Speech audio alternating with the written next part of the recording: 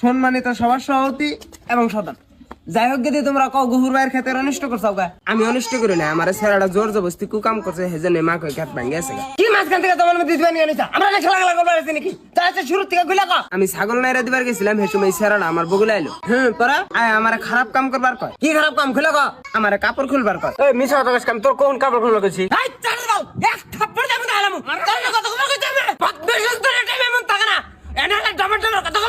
এই তুই সব কথা খুলে কও। এনে শরীয়তের বিচার হতে চাই, বলটা আমি জুতা রাইছাও। দেওনি সাহেব আমি এত না করছি, আমার কোনো কথাই মানে নাই, আমাকে জোর করে হুয়াইছে। আর হুয়া এরা কি কিছু করলো? এনে কান্দার কাম বাজা নাই, হুয়া কি করলো সেটা কও। কি করছে আনারাই বুঝে না, আমি এর কম না। কি করলো আমরা কি করে বুঝবো? আমরা কি আসলাম নাকি? দেওনি সাহেব নাকি বুঝছেন? না না, আমি তো কিছু বুঝলাম না। আমার হাতে নুচ্চামি করছে। দেওনি সাহেব এরা দুইজনে আমার পোহানি মাকই খাত মলন দিছে, এটা আমার চূড়ান্ত বিচার লাগবো। তাহলে তুমি এত ভালো বানাইছো দেখতেছি আমি।